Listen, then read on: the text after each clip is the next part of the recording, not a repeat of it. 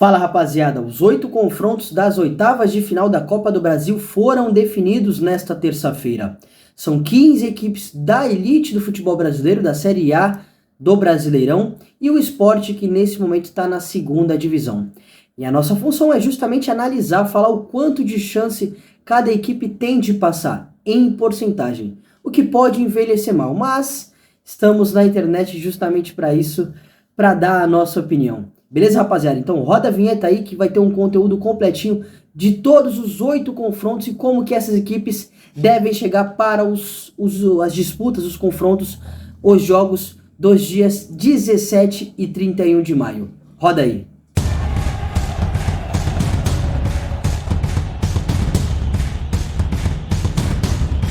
América Mineiro e Internacional. O Inter chega um pouco mais consolidado para essa partida, né? O América vive um momento complicado, principalmente para aproveitar as oportunidades que cria e também para sofrer menos gols. A gente tem que lembrar que das 3 partidas, as 3 primeiras rodadas do Campeonato Brasileiro desse ano, foram 9 gols sofridos. E é uma equipe que cria bastante oportunidade. Criou diante do Fluminense, criou diante do São Paulo e contra o Santos também, mas saiu derrotado nas 3 partidas. É um problema que o técnico Wagner Mancini está tentando ajustar. Já recuou o Benítez para fazer essa construção mais perto do Alê, que é o primeiro volante, e adiantou um Juninho para ter uma presença de área maior, mas o América de fato não está conseguindo aproveitar as oportunidades que tem e está sofrendo muitos gols lá atrás. Já o Internacional, apesar de não ter chegado à final do Campeonato Gaúcho, é uma equipe mais consistente, acho que chega mais consolidada para esse confronto, é uma equipe que sofre poucos gols, não faz tantos assim, mas cara, o trabalho do Mano Menezes, né? Linha de 4 defensiva muito forte, explorando velocidade pelos lados com Wanderson, Pedro Henrique, Maurício também, Alan Patrick sendo camisa 10, o Arangues, que já deve estar passando por um processo de transição, já deve ganhar mais oportunidades, pode entrar nessa equipe titular, Depenha jogando muito bem, o alemão deve atuar no lugar do Luiz Adriano lá na frente, Mercado, Vitão, Bustos, René, o Kehler no gol, então é uma equipe mais consolidada nesse momento, né, mais segura defensivamente e que sabe aproveitar melhor as oportunidades em comparação com o América Mineiro. Diante disso, a porcentagem é 35% de chance do América passar e 65% para o Internacional. Sport e São Paulo, não subestimem o Sport, hein? Uma equipe que está iniciando 2023 muito bem, está na final da Copa do Nordeste, vai jogar nesta terça-feira diante do Ceará. Tem um trabalho muito bom do técnico Anderson Moreira, Luciano Juba jogando muito, Wagner Love, Rafael Thierry, Sabino, Jorginho, aquele ex-Atlético Goianiense, Renan goleiro. Então é um time que é muito forte na Ilha do Retiro, eliminou o Coritiba na fase anterior da Copa do Brasil, empatou fora de casa lá no Couto Pereira e venceu em casa. Então o Sport vem muito bem para esse confronto diante do São Paulo, que é uma situação diferente, né? O Tricolor já vem numa situação praticamente oposta. Teve a demissão do técnico Rogério Ceni, o Dorival Júnior assumiu ideias diferentes de jogo, os jogadores estão tentando assimilar. Claro que o São Paulo ainda tem muitos jogadores com lesão, isso dificulta ainda mais o entendimento, porque são jogadores que seriam titulares, a grande maioria dos atletas que estão lesionados seriam titulares dessa equipe do São Paulo. Então o Dorival implementando o seu estilo de jogo aos pouquinhos, tentando fazer com que essa equipe consiga ser mais agressiva, consiga fazer mais gols e também sofrer menos lá atrás, que era um problema recorrente da equipe do Rogério Ceni. Então acho que o São Paulo tem mais time, decide em casa o confronto, é favorito sim, apesar do Sport estar indo muito bem, está jogando muito bem. Talvez hoje das equipes da Série B do Campeonato Brasileiro é a que apresenta o melhor futebol, mas assim, a gente tem que levar em consideração que é o confronto de uma equipe de Série A contra uma equipe de Série B. Então o São Paulo tem que ser protagonista e é favorito sim a vencer o confronto. Então por isso, 35% de chance do Sport passar e 65% para o São Paulo. Atlético Paranaense e Botafogo. O Atlético Paranaense que iniciou a temporada de 2023 muito bem, muito tempo invicto, foi campeão paranaense, mas iniciou o brasileiro e teve uma queda de rendimento. não conseguiu tantos resultados assim, perdeu na última rodada pro Atlético Mineiro.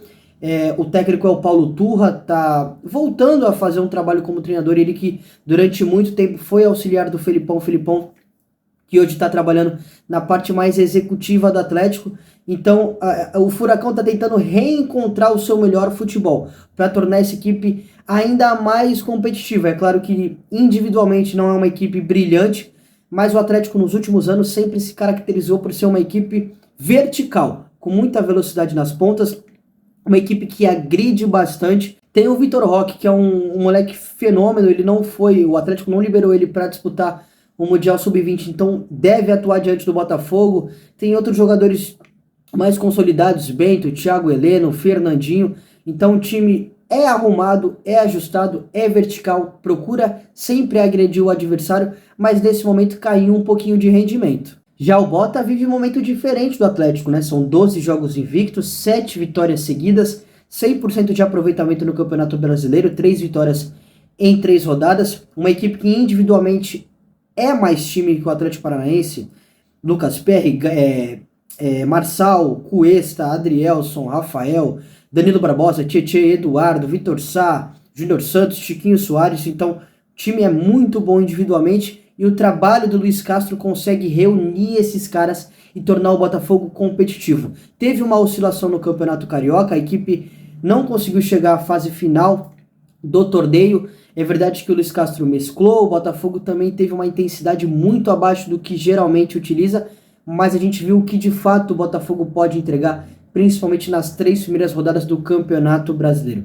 Venceu essas 3 primeiras, Tiquinho jogando demais, Lucas Perry decisivo, enfim, são jogadores de muita qualidade e o Luiz Castro também tem um trabalho muito consolidado há mais de um ano no cargo, então acho que o momento do Botafogo é melhor, né?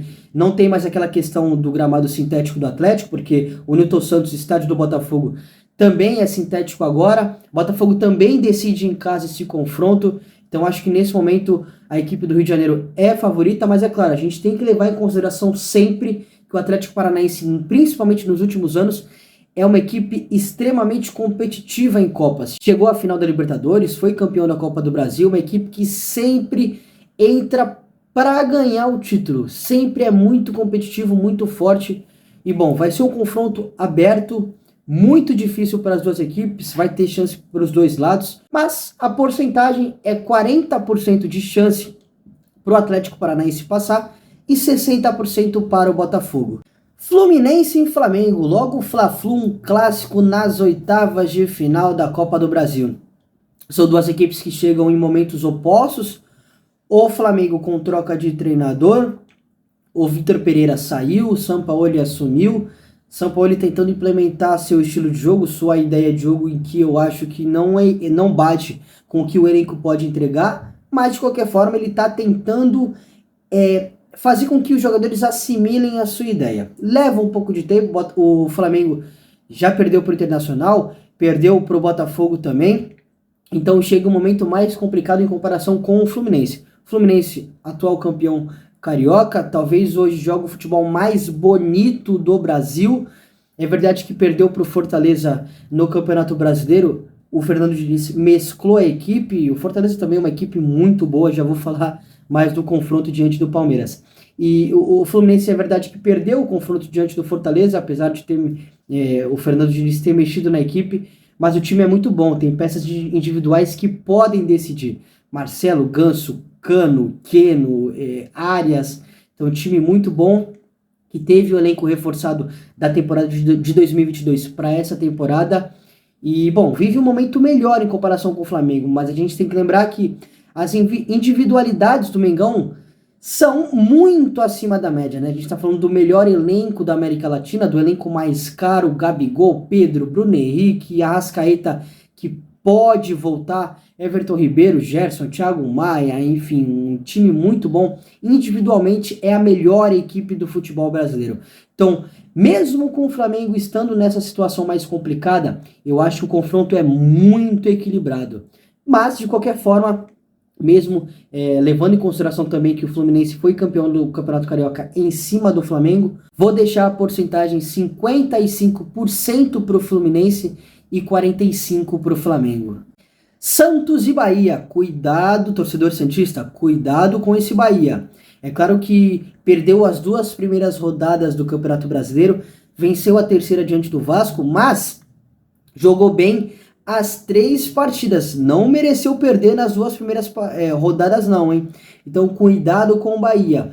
O técnico Renato Paiva tem um estilo de jogo muito bem definido. Os jogadores parecem estar assimilando esse jogo de posição do técnico português. Tem jogadores que estão atuando muito bem, Jacaré como ala, o Cauli, uma baita contratação do Bahia, Ademir se reencontrando, Everaldo como centroavante, Tassiano também se encontrando nessa equipe do Bahia, ele que era muito criticado quando estava atuando no Grêmio. Então é a equipe que não tem um dos melhores elencos, inclusive muito pelo contrário, eu acho que no papel é um dos elencos que tem menos qualidade nesse momento no futebol nacional, da elite do futebol nacional, claro, mas é uma equipe que tem uma ideia de jogo muito consolidada e consegue incomodar demais o adversário. O Vasco viu o que o Bahia é capaz de fazer, 1-0 ficou barato, era para ter sido mais. Mas, o Peixe tem mais time e precisa fazer o resultado em casa, porque a segunda partida vai ser lá na Bahia, o Bahia de fato decide em casa, então o Santos precisa fazer o resultado na primeira partida na Vila Belmiro. E é uma coisa que o Odair Helman sempre pediu, né? Ou melhor, sempre pediu não, sempre quis. Na entrevista coletiva de apresentação do Helman no Santos, ele falou que queria tornar o Santos novamente muito forte, muito competitivo na Vila Belmiro. Chegou o momento. Então o Santos precisa fazer o resultado em casa para ficar um pouco mais tranquilo para decidir lá na Bahia.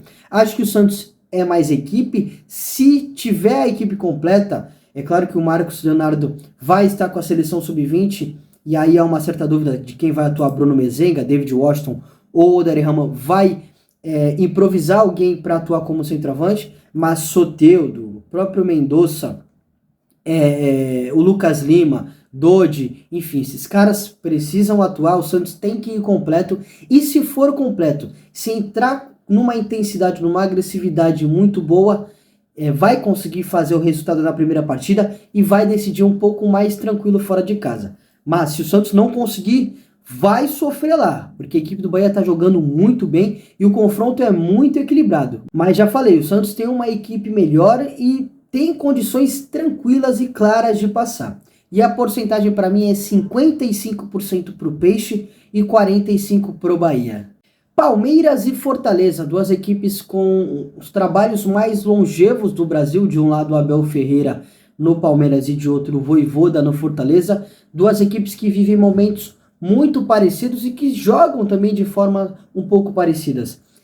Tanto Palmeiras quanto Fortaleza têm 7 pontos no Campeonato Brasileiro nessas 3 primeiras rodadas. São 2 equipes que gostam de agredir o adversário em qualquer fase do jogo. Sabem jogar em organização ofensiva, rodando a bola no campo de ataque com mais paciência para encontrar oportunidades. Sabem agredir em transição ofensiva, principalmente em contra-ataques com velocidade, em ataques rápidos, que é quando a equipe não tem tanta paciência assim para trocar passes e busca chegar ao gol adversário o mais rápido possível. Tanto Fortaleza quanto Palmeiras também sabem jogar dessa forma, sabem atuar com um bloco um pouco mais baixo, marcando no seu campo com as suas linhas próximas, sabe pressionar o adversário, marcando lá em cima. Então são 2 equipes completíssimas, 2 trabalhos excepcionais no Brasil neste momento. Agora, analisando individualmente, o Palmeiras tem capacidade individual maior de decidir a partida, né? Dudu, o próprio Rony, Zé Rafael, o próprio Veiga, Endrick. Então são jogadores que individualmente têm uma capacidade técnica melhor que os jogadores do Vojvoda. O Vojvoda é mais aquele conjunto que potencializa os jogadores. Mesmo assim, tem jogadores de qualidade: Moisés, Romarinho, Galhardo, Lucheiro, Caleb, o próprio Zanocelo, que está se reencontrando o seu futebol no Fortaleza, Pochettino, enfim. É uma equipe que o conjunto potencializa as individualidades. E olha, eu confesso para você, eu acho o Palmeiras favorito, já vou passar aqui a porcentagem que eu imagino que deve ser, mas se o Fortaleza perder essa classificação, vai vender muito caro. Uma equipe Bom, já elogiei bastante, uma equipe muito forte mesmo. É um trabalho fenomenal do Vojvoda. Então a porcentagem, para mim, né, apesar do Fortaleza decidir a segunda partida em casa, é 60% pro Palmeiras e 40% pro Fortaleza. Atlético Mineiro e Corinthians, duas equipes que estão em crise, né? Mas em crise um pouco diferentes. É claro que envolvem os técnicos das equipes.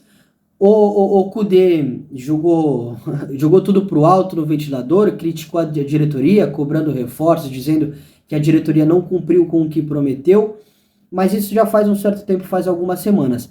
E depois disso, parece que o Atlético, aos pouquinhos, tijolinho por tijolinho, tá encontrando o seu melhor futebol. Empatou com o Santos na Vila Belmiro. A gente sabe como é difícil jogar na Vila, independente de qualquer situação que o Peixe está vivendo, mas empatou fora de casa, venceu o Atlético Paranaense em casa na última rodada do Campeonato Brasileiro. Então o Atlético parece estar reencontrando o seu melhor futebol, com Paulinho e Hulk, dois atacantes mais enfiados, Hulk jogando demais, jogador excepcional, o Paulinho também vivendo um bom momento, Johan jogando bem. O Atlético, é claro que pode ter a volta do Alan, volante titularíssimo dessa equipe, do Arana, que já voltou a treinar, lateral esquerdo, talvez hoje o melhor lateral esquerdo do país. Então parece estar reencontrando o seu melhor futebol. Claro que aos pouquinhos.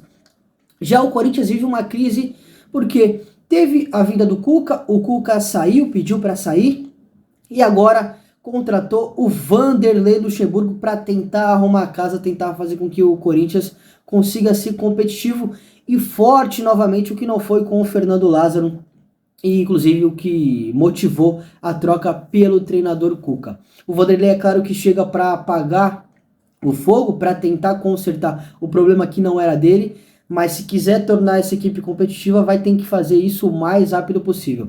Nesse momento não tem o Renato Augusto, o Renato pode voltar para os confrontos diante do Atlético Mineiro. O Renato o Corinthians com o Renato Augusto é uma equipe diferente, é uma equipe que cria mais oportunidades, que é mais brilhante. O Corinthians com o Renato é um, e sem ele é outro, totalmente diferente, sem brilho, sem capacidade de construção, de criação. Então acho que o confronto depende muito da volta do Renato Augusto, principalmente pro lado do Corinthians.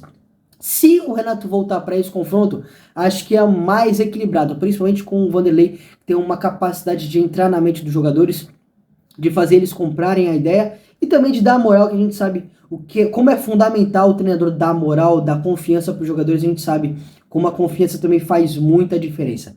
Mas, de qualquer forma, analisando os momentos, como eu falei, que as duas equipes estão em crise, o Corinthians nesse momento maior em comparação com o Atlético. Nesse momento eu vou dar a porcentagem de 55% para o Atlético Mineiro e 45% para o Corinthians. 45% porque o Timão decide em Itaquera, decide a segunda partida em casa. Grêmio e Cruzeiro, se eu fosse analisar esse confronto lá no início do ano, em janeiro e fevereiro, eu daria uns 70% de chance para o Grêmio passar. Mas, com o momento que o Cruzeiro vive, não acho que vai ser tão fácil assim, né? O técnico Pepa, que assumiu recentemente o Cabuloso, parece que encontrou a melhor formação, os melhores jogadores para fazer esse time do Cruzeiro jogar. Se a gente for... Eu sei o time do Cruzeiro de cabeça, nas mãos do Pepa. Rafael no gol, William na lateral direita, Oliveira e Luciano Castan na zaga, na lateral esquerda Marlon. Richard, Ramiro e Matheus Vital nesse tripé de meio de campo que tá dando muito certo. Nicão, Bruno Rodrigues e Gilberto na frente. Então o Pepa encontrou esses 11 iniciais tá fazendo o Cruzeiro jogar muito bem. Venceu o Grêmio, inclusive, no Campeonato Brasileiro por 1-0 em casa, e na última rodada do Brasileirão venceu o Bragantino por 3-0. Então o Cruzeiro, que não tem uma das melhores equipes do Campeonato Brasileiro, muito pelo contrário, tem poucas opções no banco de reserva, mas encontra a força no conjunto do técnico Pepa, dos 11 iniciais, no momento do Bruno Rodrigues, no momento desse tripé de meio de campo que está jogando muito bem, como se encaixaram Richard, Ramiro e Matheus Vital. No Oliveira, que é um baita de um zagueiro, já fez uma Série B excepcional no ano passado e está novamente se consolidando, só que dessa vez na Série A. O William e o Marlon, os dois laterais, jogando muito bem, dando o apoio necessário e também tendo a consistência defensiva lá atrás. Então o Pepa tornou essa equipe do Cruzeiro muito competitiva. A gente já está vendo o que essa equipe pode fazer a ver Se vai ter um processo a longo prazo, aí a gente já analisa em relação ao elenco também, se vai conseguir manter. Mas nesse momento o Cruzeiro é uma equipe que joga um futebol de incomodar o adversário, de não deixar o adversário respirar a nenhum momento. Já pelo lado do Grêmio, é uma equipe que depende muito das individualidades, né? São jogadores de muita qualidade. Luis Soares, Vina, Bitelo, Cristaldo, PP, Vilha Sante, Carbajo, Fábio, o próprio Reinaldo na lateral esquerda. Reinaldo que inclusive é um dos desfalques. O Grêmio que está convivendo com desfalques ultimamente, o que dificulta o jogo da equipe, né? A gente tem que lembrar que o jogo que o Renato gosta e pede depende muito dos seus volantes. E nenhum dos três que mais estão atuando, Carvalho, PP e Vilha Sante, estão jogando nesse momento, estão lesionados. Então isso dificulta ainda mais o processo.